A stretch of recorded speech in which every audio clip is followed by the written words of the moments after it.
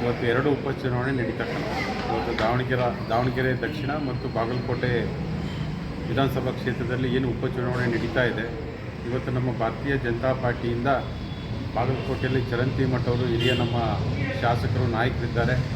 ಹಾಗೆಯೇ ಇವತ್ತು ನಮ್ಮ ದಾವಣಗೆರೆ ದಕ್ಷಿಣದಿಂದ ಶ್ರೀನಿವಾಸ್ ದಾಸ್ ಕಲಿಯಪ್ಪ ಅಂತೇಳಿ ಇವತ್ತು ಪರಿಶಿಷ್ಟ ಪಂಗಡದ ಒಬ್ಬ ಅಭ್ಯರ್ಥಿ, ಸಾಮಾನ್ಯ ಒಬ್ಬ ಕಾರ್ಯಕರ್ತರಿಗೆ ಇವತ್ತು ಟಿಕೆಟನ್ನು ಕೊಟ್ಟಿರ್ತಕ್ಕಂಥದ್ದು.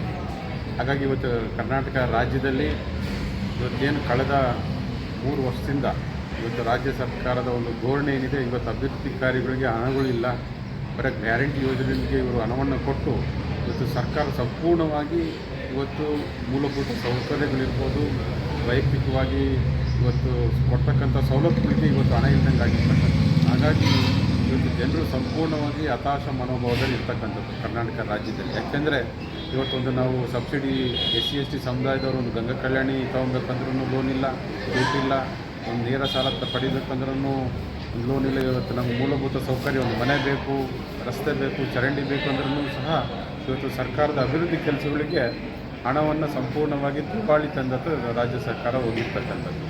ಸಂಪೂರ್ಣ ಇವತ್ತು SC/ST ಅನುದಾನ ಏನು ಅಭಿವೃದ್ಧಿ ಕೆಲಸಕ್ಕೆ ಬಳಸಬೇಕಾಗ್ತದೆ, ಅದು ಸಂಪೂರ್ಣವಾಗಿ ಗ್ಯಾರಂಟಿ ಯೋಜನೆಗೆ ಕೊಡ್ತಕ್ಕಂಥದ್ದು.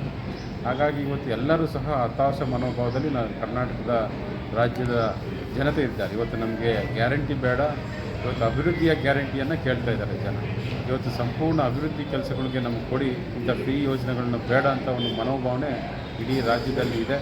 ಆ ಒಂದು ಭಾವನೆ ಇವತ್ತು ನಮ್ಮ ಉಪಚುನಾವಣೆಯಲ್ಲಿ ಜನರು ಭಾರತೀಯ ಜನತಾ ಪಾರ್ಟಿನ ಗೆಲ್ಲಿಸೋದ್ರ ಮೂಲಕ ಅದು ಈ ರಾಜ್ಯಕ್ಕೆ ಒಂದು ಸಂದೇಶವನ್ನು ಕೊಡ್ತಾರೆ. ಕಾಂಗ್ರೆಸ್ನ ಒಂದು ದುರಾಡಳಿತ ಇರ್ಬೋದು, ಅಭಿವೃದ್ಧಿ ಶೂನ್ಯ ಆಡಳಿತ ಇರ್ಬೋದನ್ನು ತೀವ್ರವಾಗಿ ಅದನ್ನು ವಿರೋಧಿಸ್ತಾ ಮುಂಬರ್ತಕ್ಕಂಥ ನಮ್ಮ ಉಪಚುನಾವಣೆಯಲ್ಲಿ ನಮ್ಮ ಭಾರತೀಯ ಜನತಾ ಪಾರ್ಟಿಗೆ ಸಂಪೂರ್ಣವಾಗಿ ಜನರು ಬೆಂಬಲವನ್ನು ಕೊಡ್ತಾರೆ ಮತ್ತು ಗೆಲ್ಲಿಸ್ತಾರೆ ಅಂತ ಈ ಸಂದರ್ಭದಲ್ಲಿ ಹೇಳಲಿಕ್ಕೆ ಇಷ್ಟಪಡ್ತೀನಿ. 2 ಜಿಲ್ಲೆಯಲ್ಲೂ ಗೆಲ್ತಿರಂತ ಕಾನ್ಫರ್ಮ್ ಇದೆ.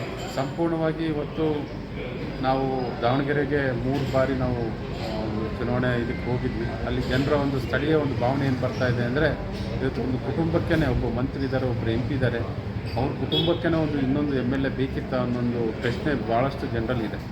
ಹಾಗೆಯೇ ಇವತ್ತು ಹಾಗಾಗಿ ಒಂದು ಅಧಿಕಾರ ಒಂದೇ ಹತ್ರ ಇರ್ಬೋದು, ಅದು ವಿಕೇಂದ್ರೀಕರಣ ಆಗಬೇಕು, ಒಬ್ಬ ಸಾಮಾನ್ಯನ MLA ಆಗಬೇಕು ಅನ್ನೋ ಒಂದು ಮನೋಭಾವನೆ ಇವತ್ತು ದಾವಣಗೆರೆಯಲ್ಲೂ ಸಹ ಇದೆ.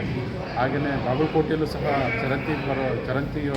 ಚರಂತಿ ಮತ್ತು ಬರುವಾಗೂ ದೊಡ್ಡ ಒಂದು ಜನಾಭಿಪ್ರಾಯ ಬರ್ತಾ ಇದೆ. 2 ಕ್ಷೇತ್ರದಲ್ಲಿ ಭಾರತೀಯ ಜನತಾ ಪಾರ್ಟಿ ಗೆಲ್ಲುತ್ತೆ ಅನ್ನೋ ಒಂದು ವಿಶ್ವಾಸ ಇದೆ.